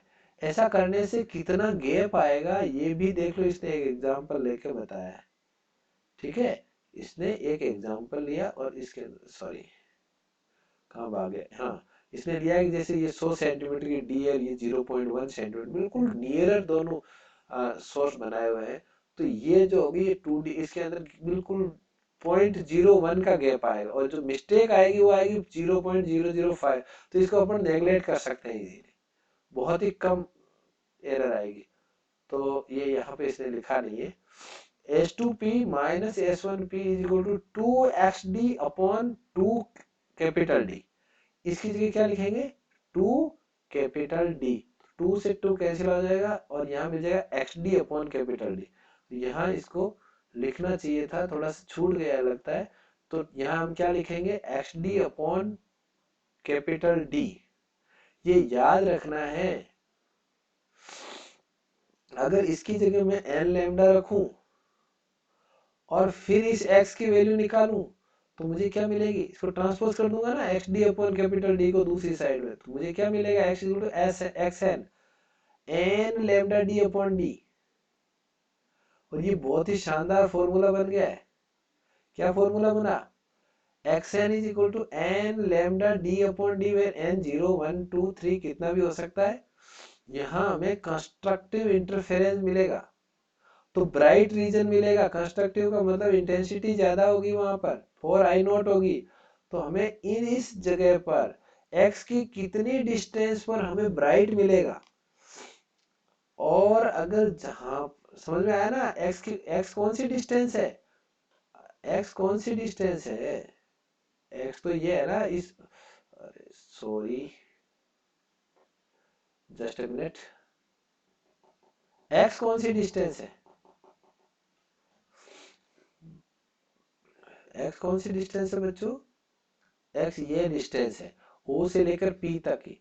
तो x डिस्टेंस जो है इसमें कहाँ कहाँ हमें ब्राइट मिलेगा, है ना, ये हमें पता कैसे चलेगा, किस डिस्टेंस पे ब्राइट मिलने वाला है, हमें मिलने वाला है इस डिस्टेंस पे n lambda D upon D पे। n 0 होगा तो लैम्डा डी अपॉन डी पे, 1 होगा तो लैम्डा डी, नहीं तो 2 लैम्डा डी अपॉन डी पे। इस तरह हमें वहां पर ब्राइट रीजन मिलेगा। कैसा रीजन मिलेगा, ब्राइट रीजन मिलेगा। दूसरी साइड में अगर हम डार्क रीजन कहाँ का मिलेगा, तो आपको पता है अभी हमने डिस्कस किया था n प्लस हाफ, यहाँ पर हाफ है, ये भी लिखना छूट गया लगता है, n plus half lambda D upon D, है ना। तो ये हमें याद रखना है, कहाँ का मैक्सिमा ब्राइट और कहाँ का मिनिमा डार्क। ठीक है, ये जो डार्क और इसका जो स्पेक्ट्रम मिलेगा अपने को, कहीं कहीं डार्क मिलेगा, कहीं कहीं ब्राइट मिलेगा, इनको बोलते हैं बच्चों fringes. such type of bands of light, bands of ray are called fringes। इनको क्या बोलते हैं, फ्रिंजेस, डार्क फ्रिंज और ब्राइट फ्रिंजेस।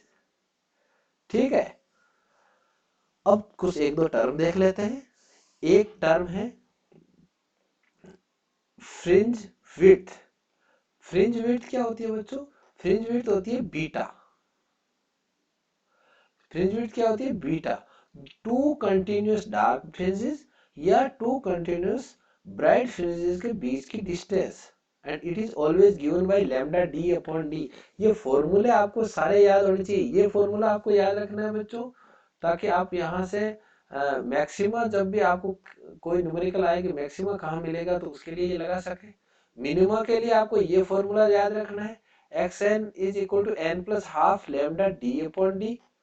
उसके बाद हमें याद रखना है क्या, ये beta is equal to lambda D upon D. क्या है ये है आपकी fringe width lambda D upon D. इसके लिए मैक्सिमम मिनिमा की आवश्यकता नहीं है, ये तो सेम रहेगी दोनों के बीच, दो कंटिन्यूअस मैक्सिमा या दो कंटिन्यूअस मिनिमा के बीच में यही अपने को विड्थ यहाँ से मिलेगी। अच्छा, आपको मुझे नहीं लगता कि मेरा फेस दिख रहा है, बट कोई बात नहीं, आप इस जो स्क्रीन पर है वो बढ़िया से देखो, है ना। हाँ, ये अभी लाइट चली गई है, आ जाएगी आ जाएगी। लाइट कह रही है कि मुझे ही पढ़ा रहे हो, इसीलिए उसने अपना रोब दिखाया, कोई बात नहीं, ठीक है। हाँ, तो अब देखो सेंट्रल पॉइंट की हम बात करें, सेंट्रल पॉइंट पर S1O और S2O दोनों इक्वल होंगे। ध्यान रखना है कि हमेशा स्क्रीन के बीच में क्या मिलने वाला है, स्क्रीन के बीच में हमें हमेशा ही ये जो स्क्रीन है यहाँ पर इसका जो मिड पॉइंट है, जो इसके परपेंडिकुलर बाइसेक्टर के बिल्कुल सामने इस बाइसेक्टर पर जो पॉइंट है यहाँ पर हमें मैक्सिमम मिलेगा। इसका रीजन क्या है, क्योंकि यहाँ पर n जीरो है, यहाँ पर n क्या है, जीरो है, तो n जीरो आएगा तो x क्या आएगी, जीरो। यहाँ इस फॉर्मूला में रखो, देखो n अगर जीरो है तो ये पूरा जीरो हो जाएगा और x क्या आएगी, जीरो। यानी आपको उसके जो सेंट्रल पॉइंट है वहां पर हमेशा मैक्सिमम मिलेगा, हमेशा वहां पर ब्राइट मिलेगा, अपने को डार्क नहीं मिलेगा, है ना, हमेशा ब्राइट मिलेगा, सेंट्रल फ्रिंज हमेशा ब्राइट होगी। और इसीलिए हम कहते हैं, क्या कहते हैं, electricity travels in the straight line. नहीं नहीं नहीं, इसको यहाँ पर नहीं जोड़ सकते आप, हाँ ये ध्यान रखना है। So the fringe will be bright, और यहाँ पर हमेशा अपने को ब्राइट फ्रिंज ही मिलेगी। तो फ्रिंज पैटर्न कैसा होगा, फ्रिंज पैटर्न ऐसा होगा, देखो मैं आपको डायग्राम में बता देता हूँ, यहाँ बुक में सब कुछ लिखा हुआ है, आप लोग देखेंगे जब भी बुक तो आपको क्लियर हो जाएगा, है ना। यहाँ पर हम देख लेते हैं कि ये किस तरह की फ्रिंज मिलेगी। फ्रिंज देखो बच्चों, ये हमेशा बीच में तो ब्राइट मिलेगा, जब जीरो होगा, जब x जीरो है तब तो एकदम ब्राइट है, उसके बाद कंटिन्यूअसली ब्राइट और डार्क फ्रिंजेस कंटिन्यूअसली मिलेगी अपने को, एक के बाद एक अल्टरनेट। साथ ही जैसे जैसे दूर जाते जाएंगे ये जो फ्रिंजेस है इनका शेप पैराबोलिक होगा, कैसा होगा, पैराबोलिक होगा, ठीक है ना। हाँ यहाँ पर पैराबोलिक होगा, ये डिपेंड करता है कि अपना जो सोर्स है वो कैसा है। दो पॉइंट सोर्स जो है, दो जो पॉइंट सोर्स है, जस्ट ए मिनट, यस, दो पॉइंट सोर्स, इसने क्या है कि जो डी है उनको अलग अलग करके देखा है, जैसे हम डी बढ़ाएंगे, ठीक है, अगर डी बहुत कम है, डी क्या है बच्चों, दोनों पॉइंट सोर्स के बीच की डिस्टेंस, अगर दोनों के बीच की डिस्टेंस जो है वो बहुत कम है, या तो इनके बीच का जो फ्रिंज विड्थ थी होगी वो भी कम होगी, और हमें क्या मिलेगा, हमें क्या मिलेगा वहां पर, हमें मिलेगी बिल्कुल स्ट्रेट पैरेलल लाइंस। बट अगर अगर यहाँ पर थोड़ी सी हम डी को कम कर दें, डी कम कर दें तो आपकी फ्रिंज विड्थ बढ़ जाएगी, ऐसी सिचुएशन में क्या मिलेगा, पैराबोलिक। ये ध्यान रखना है, ठीक है, दोबारा बताऊं, अरे भाई डी अगर ज्यादा है, डी क्या हुआ, S1 और S2 के बीच का डिफरेंस, बीच की डिस्टेंस, S1 और S2 के बीच की डिस्टेंस अगर ज्यादा है तो बीटा कम मिलेगा, फ्रिंज विड्थ कम मिलेगी, तो वहां पर हमें सारी की सारी फ्रिंजेस पैरेलल मिलेगी। बट अगर यहाँ पर हम थोड़ी सी डी को कम कर देंगे, डी कम कर देंगे तो हमें जो कि होनी भी चाहिए, डी जितनी कम होगी उतनी ही सही फ्रिंजेस मिलेगी, उसकी फ्रिंज विड्थ जो है वो बढ़ जाएगी और क्लियर फ्रिंजेस मिलेगी, और वहां पर हमें पैराबोलिक फ्रिंजेस मिलेगी। जैसे जैसे हम इस जीरो से दूर जाते जाएंगे, जीरो क्या है, सेंट्रल पॉइंट, सेंट्रल पॉइंट से जितना हम दूर जाएंगे हमें पैराबोलिक फ्रिंजेस मिलेगी, ठीक है। तो ये कहानी है बच्चों, इसके अंदर अब नोबल लेक्चर ऑफ डेनिस गोबर ने क्या कहा था, गोबर ने क्या कहा था छोड़ दीजिए उसको, गोबर की बात हम नहीं सुनेंगे, है ना, हम तो अच्छी अच्छी चीजें सुनने वाले हैं, ठीक है बच्चों। इसके बाद इसने स्लिट का भी एक्सपेरिमेंट किया था, we should maintain here that the fringes are straight lines although S1 और S are point sources, if we had slit instead of point source, अगर हम सोर्स पॉइंट सोर्स नहीं लेकर यहाँ पर स्लिट ले, क्या ले, स्लिट, स्लिट का मतलब क्या होता है, एक लीनियर यहाँ पर सोर्स बनाए, है ना, पॉइंट सोर्स की जगह क्या बनाए, लीनियर सोर्स, तो और यहाँ पर दो स्लिट और बना ले तो हमें पैरेलल फ्रिंजेस मिलेगी, है ना। और यहाँ पर जो वेव फ्रंट होंगे वो कैसे होंगे बच्चों, याद करो वापिस, सिलेंड्रिकल होंगे कि नहीं होंगे। अच्छा अच्छा, याद है, चलो बढ़िया। इस तरह की फ्रिंजेस मिलेगी, ये मैक्सिमा है, मिनिमा, मैक्सिमा, मिनिमा, ये कंटिन्यू हमें मिलती जाएगी। ठीक है, ये पाथ डिफरेंस आपको बताया हुआ है सारा, फेज डिफरेंस, पाथ डिफरेंस बढ़िया से। फ्रिंज स्पेसिंग, फ्रिंज स्पेसिंग का मतलब क्या है, ये वर्ड इसका मतलब fringe width, lambda D by D, दोनों के बीच का डिफरेंस। तो ये सब कुछ आज हमें पढ़ना था। इसके बाद क्या है अपना डिफ्रैक्शन। डिफ्रैक्शन हम नेक्स्ट क्लास में लेंगे। तो बच्चों काफी कुछ समझ में आया होगा, आप इसको दोबारा देखें अगर आपको कहीं समझने में प्रॉब्लम आ रही है तो। और मैं आशा करता हूँ कि आपको जरूर ये समझ में आया होगा और आप इसको वापस बढ़िया से देखेंगे। Okay, thank you, thank you very much. ठीक है, बिल्कुल, bye bye, see you. Attendance दे दो बच्चों, बाय।